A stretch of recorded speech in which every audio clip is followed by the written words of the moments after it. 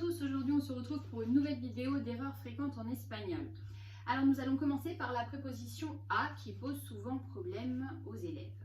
Donc la préposition a va s'employer après un verbe de mouvement tel que aller, ir, llegar, arriver, salir, sortir, viajar, voyager.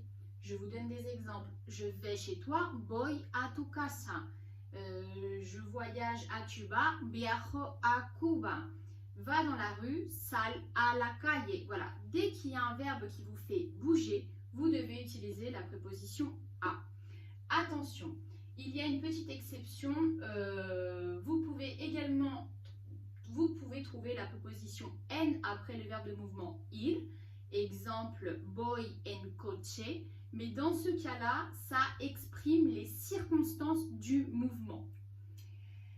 Vous pouvez également utiliser la préposition a devant un COD de personne. Par exemple, je vois ta sœur, veo a tu hermana. Le professeur s'adresse à ses élèves, el profesor se dirige a sus alumnos. Ensuite, la préposition en indique le lieu où vous êtes, où vous vous situez. Et je suis à Paris, estoy en París. Je suis en classe, estoy en clase. Point suivant, le verbe ser. Les verbes ser et estar, donc qui signifie être en espagnol. Vous savez que les Espagnols en ont deux et c'est jamais évident de savoir lequel utiliser.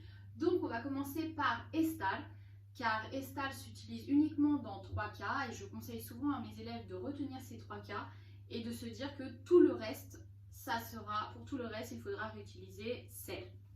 Donc estar, on va l'utiliser devant un complément de temps, de lieu ou de manière. Je vous donne des exemples. Pour un lieu, estoy en clase, estoy en Francia, estoy en París, je suis en France, je suis à Paris. Un complément de manière, estoy impaciente. Un complément de temps, estamos en invierno. Devant un adjectif qui exprime un état passager, estoy triste, estoy contenta. Mais également devant un gérondif, je suis en train de parler, estoy hablando. Je suis en train de manger, estoy comiendo. J'en profite d'ailleurs pour faire une parenthèse et vous dire que souvent les élèves font un mix entre le participe passé et le participe présent. Je m'explique. J'ai souvent vu dans des copies des élèves qui écrivaient et hablando ou bien estoy hablado. Non.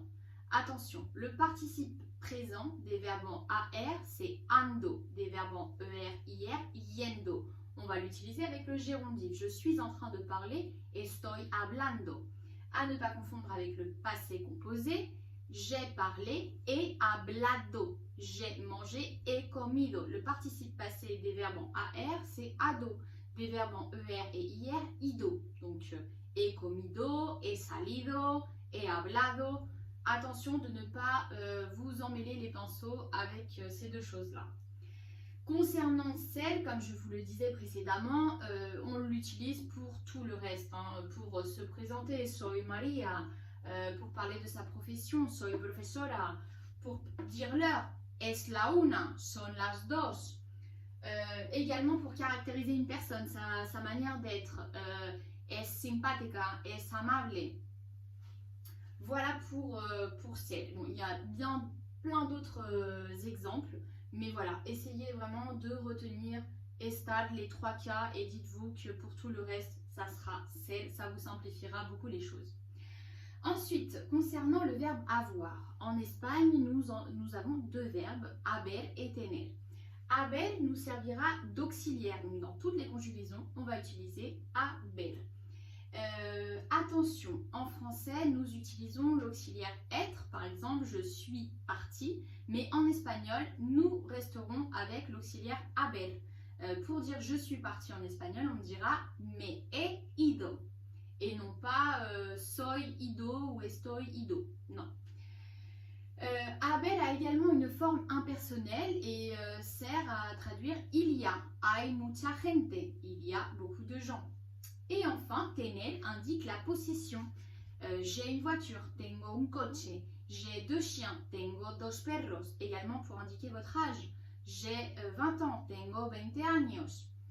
Voilà, j'espère que cette petite vidéo vous aura été utile et que vous ne referez plus ces erreurs-là. Je vous dis à bientôt pour de prochaines vidéos.